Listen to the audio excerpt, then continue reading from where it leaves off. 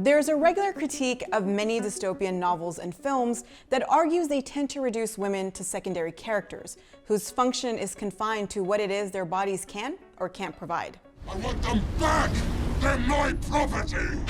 And that because of this, many depictions of dystopia in film or print are anti-feminist, particularly when the writer or director is a man.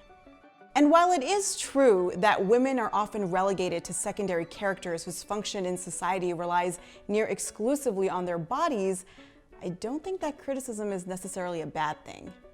Alfonso Cuaron's 2006 film, Children of Men, is a good example of how we can look at a lot of non-feminist dystopian stories as, in fact, feminist critique of the present day.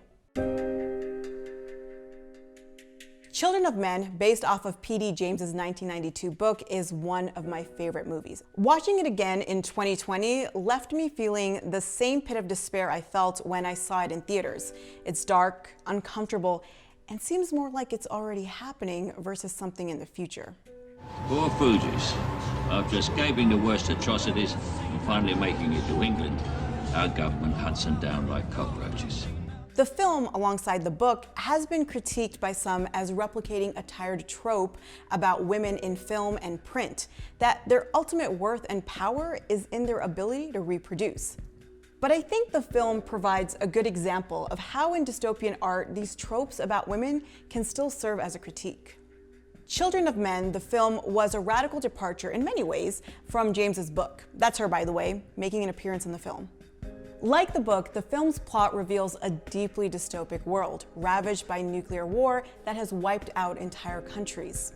Refugees are illegal and forced into overcrowded camps, while poverty, state violence, and government-supplied suicide kits define Britain, the primary setting of both the film and novel. There have been no cases of anyone surviving who has taken the preparation. The underlying root of humanity's quite literal doom is that women have become completely infertile, the last child having been born 18 years before the start of the film. The film doesn't bother giving an explanation for why women stopped having children. The closest we get is a joke told by a political cartoonist turned weed dealer, Jasper. And he says, I haven't the faintest idea, he said. But this stalk is quite tasty, isn't it? In James's book, the disarray of the world is similar, but it's not women who become infertile. It's men whose sperm count falls to 0. The book, taking its name from a Bible verse, also lends itself to a lot of explicit Christian themes, which aren't present in Cuaron's film, but to which references are littered throughout. Like in this scene, where it's revealed to both us and the protagonist, Theo, that the woman he is escorting and protecting, Key, is in fact pregnant. Jesus Christ. She presents herself to him, naked and in a barn, referencing the manger birth, and her nakedness paralleling the original state of man and woman in the Garden of Eden. Both the film and book, despite their differences and despite being sometimes critiqued as anti-feminist, focus on the woman's body as a vehicle for understanding the state of humanity. In James's book, humanity has fallen so far from God that infertility is the punishment. In Cuaron's film, just like the characters in the movie, we, the audience, are supposed to be concerned with the present-day implications of infertility rather than the reasons for why it happened. And Key, a West African refugee, becomes the hope for a world on the verge of collapse. But contrasted against the stark reality of the world around her, Key's plight seems actually tragically ironic. In being the only woman able to get pregnant in 18 years, she simultaneously gains an unprecedented level of importance while also losing her own autonomy, instead becoming a vessel for a life even more desired than hers. She belongs here. And this baby is the flag that could unite us all. Key, your baby is the miracle the whole world's been waiting for. We need him, Theo! We need the baby! We need him! It's a girl, Luke. I don't think the exploration of women's bodies and societal function in Cuaron's Children of Men differs that much from explicitly feminist explorations of the same themes, especially reproduction. The Handmaid's Tale dives into a theocratic American society where most women have become barren, without any civil liberties and basic rights. Those who are able to have children are raped and fertilized like chattel. As long as my baby is safe, so is yours. The book set the standard for dystopic explorations of the female body and reproductive rights through a feminist lens.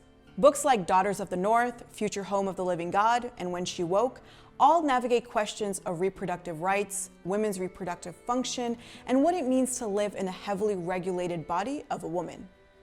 I think when we watch films like Children of Men or Blade Runner, or when we read classic dystopian fiction like 1984 or Brave New World, we see an indictment of women's mistreatment, not necessarily a dismissal of it.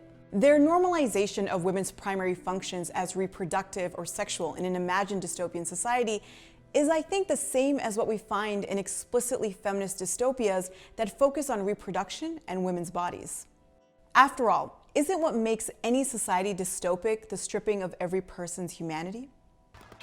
In Children of Men, men are willing to kill for whatever it is that a child represents, something that they themselves lose sight of.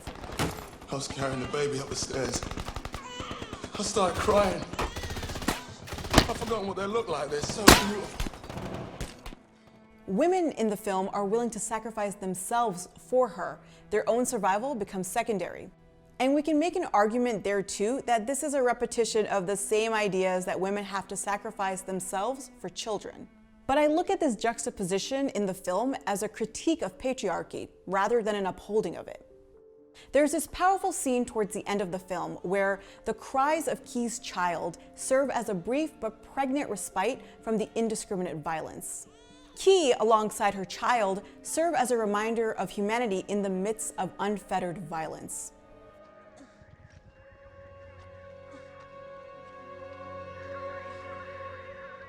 Cuaron made the film in the aftermath of 9/11. He actually didn't read P.D. James's book himself. He wanted to use the framework of the plot to explore the question of what if the dystopia we always feared was the one we were already living in. In later interviews, Cuaron mentioned something that has also stayed with me, that he went into Children of Men very conscious of women's position in society. He said that the road to destruction and salvation is often filled with women's sacrifices. And at its core, I think that's what a feminist critique of our present day is. A reckoning with the sacrifice of and for a woman's body and being. Speaking of dystopia, it feels like we're in one right now. So what are some of your favorite works of dystopian fiction? Let us know in the comments and come back next week when we come at you with another great episode of Pop Americana.